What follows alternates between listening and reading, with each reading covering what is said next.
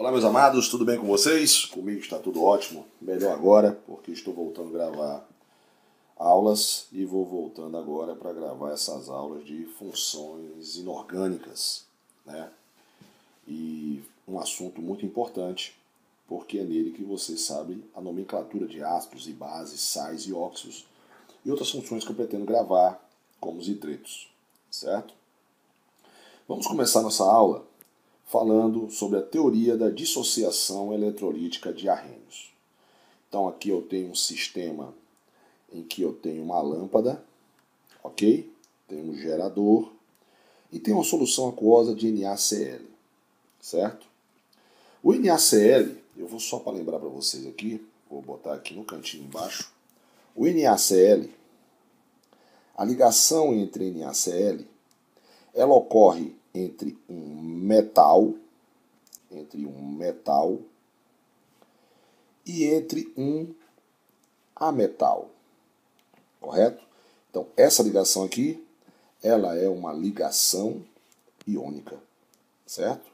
Ligação iônica, a palavra vem de íons, correto? Então, é uma solução iônica, ok?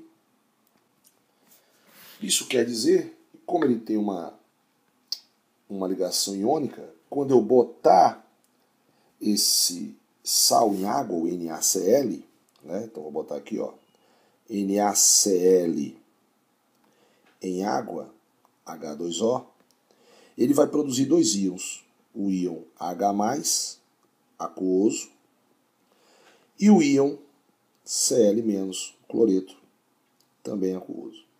E Arrhenius observou que quando ele ligava o circuito, o que acontecia? A lâmpada acendia. Por que a lâmpada acendia? Porque o NaCl em água forma íons. Ok? Então, ele é uma solução iônica. Ok? Ele é vou escrever aqui embaixo. Ele é um composto iônico. Ele é um composto iônico, certo? Ele é um eletrólito. Ele é um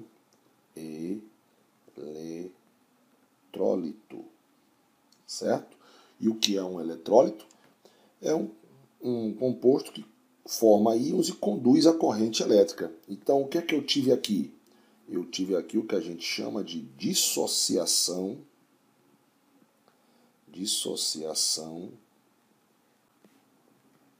iônica.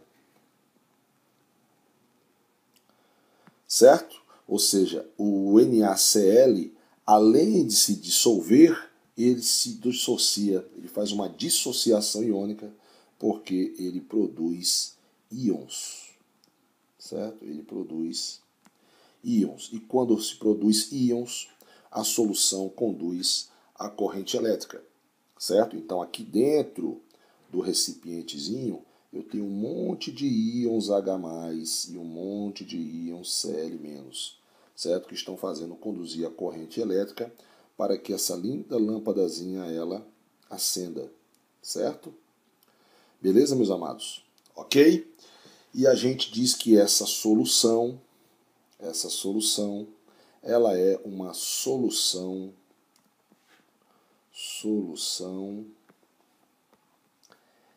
eletrolítica. O que é uma solução eletrolítica? É aquela solução que conduz a corrente elétrica, certo? Conduz a corrente elétrica. Beleza, meus amados? É uma solução eletrolítica, ok? Mas não é só o sal que conduz a corrente elétrica, certo? Todos os compostos que em água conduz a corrente elétrica,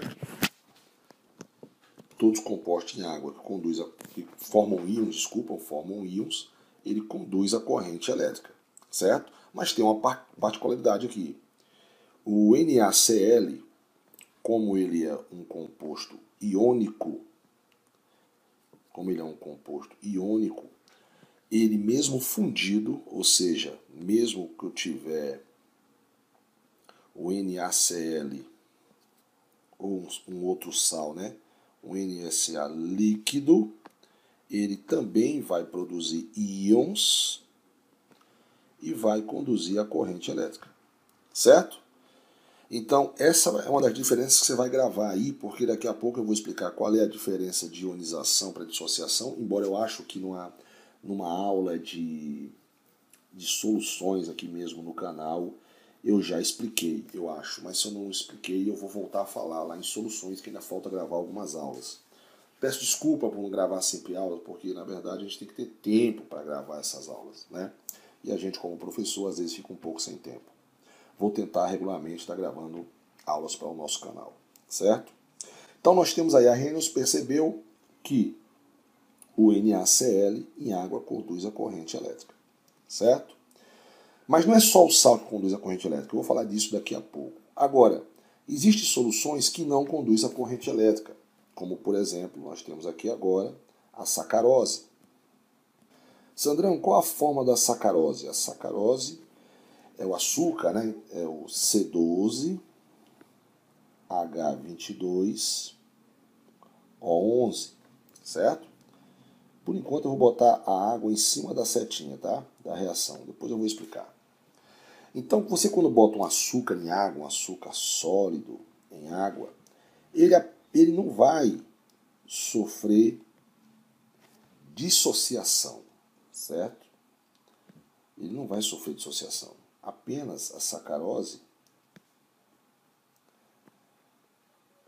vai estar aquosa. Observe que o que eu tenho na sacarose é carbono, hidrogênio, oxigênio, e as ligações entre hidrogênio e ametais, e a metal, é a ligação covalente, certo? Então aqui eu tenho um composto covalente. Eu tenho um composto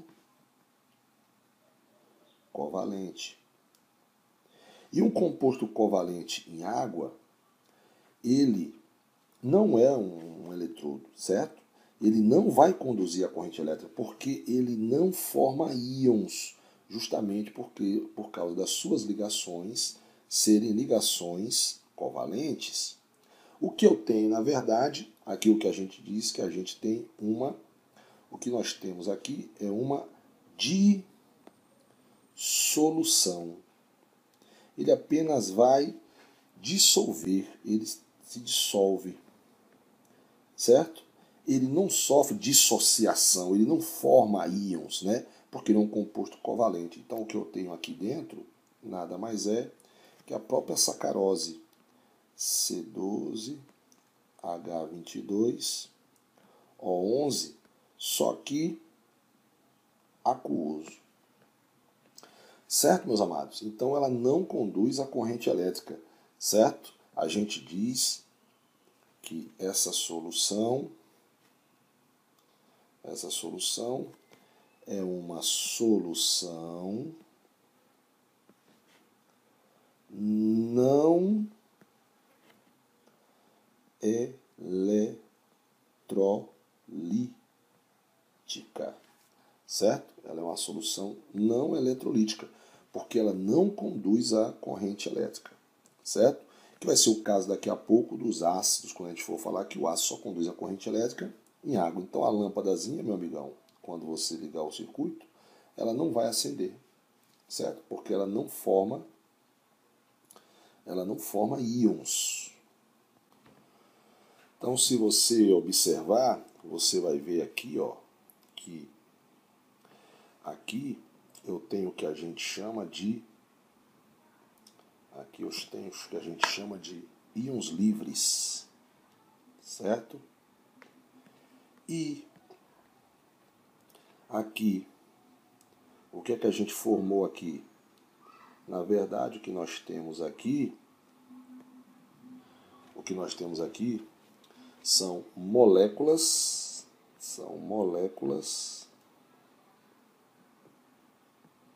em solução. Então, além da sacarose, a glicose, todos esses aí são compostos covalentes, né? Na verdade, é o que a gente diz que eles são, eu esqueci de escrever aqui, mas vou escrever para você, eles são não eletrólitos, ou seja, eles não conduzem a corrente elétrica, certo? Beleza? Ok? Deixa eu botar aqui. Não conduz a corrente elétrica. Não conduz a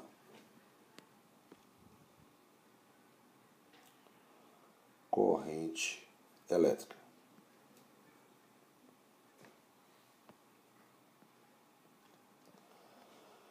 Ok, meus amados? Certo?